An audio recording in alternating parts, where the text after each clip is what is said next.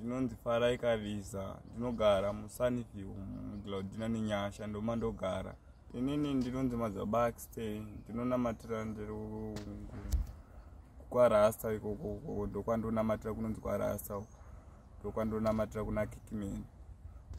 Dambudziko randinaro nderekuti inini hama dzangu dziri kunditi ndiri muroyi ndakaroya baba wakafa inini.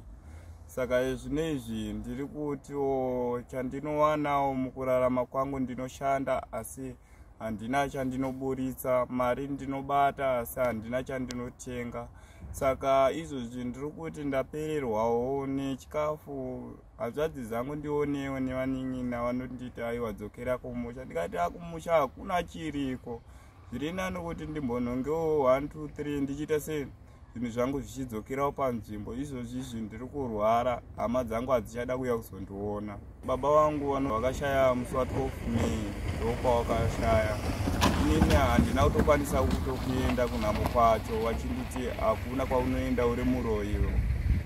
12 Mei rini gore ripi? Igore rapera.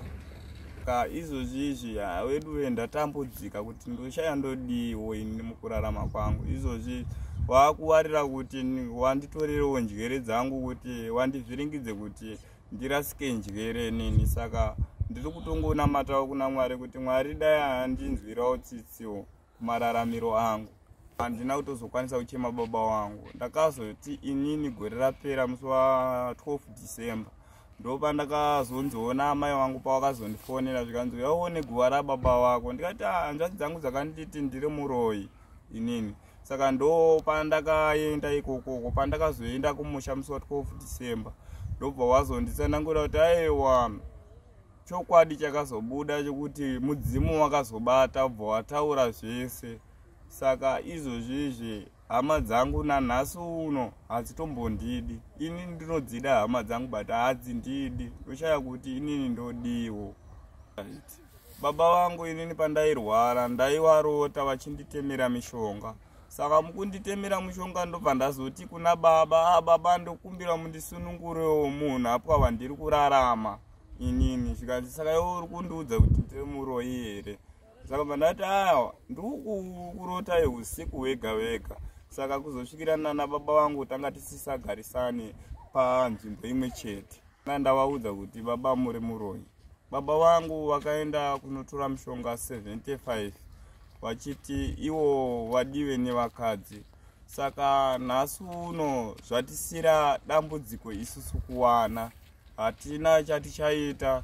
Izvozvizvi ndine mukurora vamwe vanin'ina vangu vakawana wese.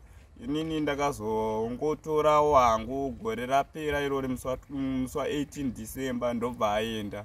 Ndobva ndazotora mumwe musi wa1 January ndobva aenda. Saka izvozvizvi nanhasi uno ndiri kuti ndinoite mukurarama kwangu. Saka vamwe vari kuti hama dzangu dzimwe dzese dziri kuti aiwa uyo siyana naye anorwara njere uyo. Saka ndobva ndati saka inini ndiri kuti ndiri kurwara njere. Kune muzukuru wangu inini anga karorwa but mukurorwa kwaakaita anga asina kana pamuviri kana chii. Ndakatora ndichiti ndibvise pfuma. Saka ndakaenda kubasa ndichiti ndiende kubasa ndidzoke. Pandakadzoka ndakasvikira mukadzi atuti aenda. Ini handisi muroyi. Inini ndinotodawo kutobatsirwawo. Handisi kuti inini ndiri muprofita n'anga huru haizvirape ega. Ndinotodawo kutobatsirwawo inini. Izvozvi ndakagara kumba uko handina kana chikafu chekudya. Ndaitomboshanda pane munhu atonditi uya ushande kumba uko. Saka ndakanditomboshandawo kuti ndimboonewo. Saka miri yangu ndaiona kuti yatanga kuita sei kurwadza zvakare. Ndobva ndaenda kumumba ndobva ndarara. Saka izvozvizvi mukutondirwadza izvozvi. Ini ndinongoti hama dzangu dai dzandidawo semadiro andodziitawo. Ndinotowanamatira hama dzangu dzose. Kuna amai vangu ndinototi amai inini ndiri kurwara. Izvozvi handina kana chandinacho. Ndototi amai inini ndokudai asi handina sofa zvinhu zvangu hazvisi kuenda zvakanaka. Kune vanoda kukubata vangakubate panhamba dzinoti kudii? Vanondibata panhamba dzinoti 0785 921 778.